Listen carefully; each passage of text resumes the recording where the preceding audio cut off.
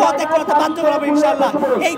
এই 24-এর অভ্যুত্থান পরবর্তী সময়ে কখনোই কোনো স্বৈরাচারের দালাল, কোনো স্বৈরাচারের ভিসি, কোনো শিক্ষা প্রতিষ্ঠানে, কোনো বিশ্ববিদ্যালয় থাকতে পারবে না। আমাদের জুলাইয়ের অভ্যুত্থানের পরিপন্থী, জুলাই অভ্যুত্থানের স্পিরিটের জায়গা থেকে আমরা কখনোই এমন কোনো দালাল ভিসিকে ক্যাম্পাসে বিশ্ববিদ্যালয় থাকতে দিব না। আজকে যদি কুয়েট পরাজিত হয়, আজকে যদি কুয়েটের ভাই বোনের পরাজিত হয়, সামনে এই আঘাত থাকবে আমাদের ঢাকা বিশ্ববিদ্যালয়ের শিক্ষার্থীর ওপর, আমাদের অন্যান্য বিশ্ববিদ্যালয়ের শিক্ষার্থীর ওপর।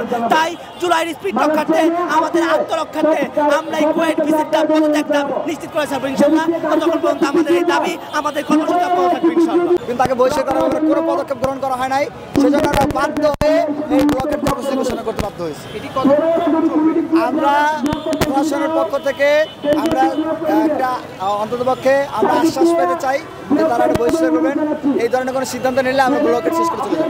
আপনারা জানেন আসলে গত 18 ফেব্রুয়ারি কুয়েটে বহিরাগত সন্ত্রাসী এবং দলীয় সন্ত্রাসীদের দ্বারা কুয়েট শিক্ষার্থীরা যেভাবে নির্মমভাবে আহত হয়েছিল, তাদের উপর যেভাবে বর্বরোচিত হামলা করা হয়েছিল, তার প্রতিবাদে সারা দেশের শিক্ষার্থী সমাজ দাবি জানিয়েছিল অনতিবিলম্বে সন্ত্রাসীদেরকে চিহ্নিত করে তাদেরকে আইনের আওতায় নিয়ে আসতে হবে।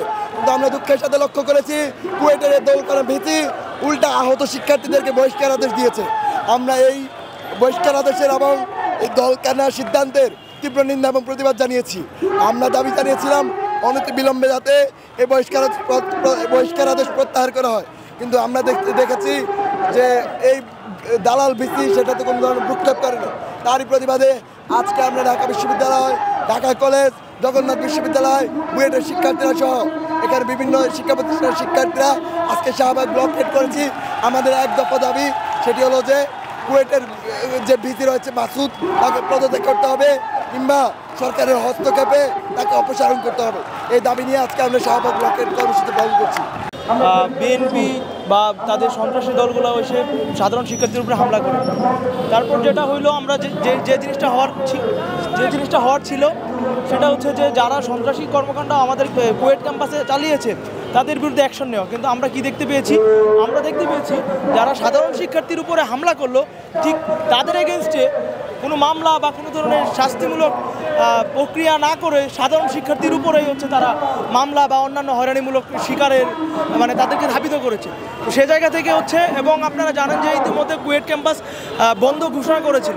তো কুয়েট ক্যাম্পাসের স্টুডেন্টরা আবার ক্যাম্পাসে ব্যাক করেছে এবং তারা চেয়েছে হলগুলো খুলে দেওয়ার জন্য, এবং বিসি যে তাদের হয়রানিমূলক সিদ্ধান্ত নিয়েছে এবং আপনারা জানেন যে 36 জন সম্ভবত তাদেরকে হচ্ছে বহিষ্কার করেছে।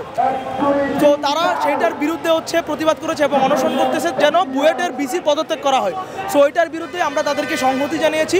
এবং আপনারা জানেন যে আজকে ইতিমধ্যে হচ্ছে 3 থেকে 4 জন হসপিটালাইজড এবং তারা মৃত্যুর কোলে ঢলে পড়ছে। আজকে রাতে আমরা যে কর্মসূচি ছিল যে ঢাকা বিশ্ববিদ্যালয় থেকে, যে আজকে রাত 10টার মধ্যে যদি তারা কুয়েট বিসি পদত্যাগ না করে তাহলে হচ্ছে আমরা রাস্তা ব্লকেট করব।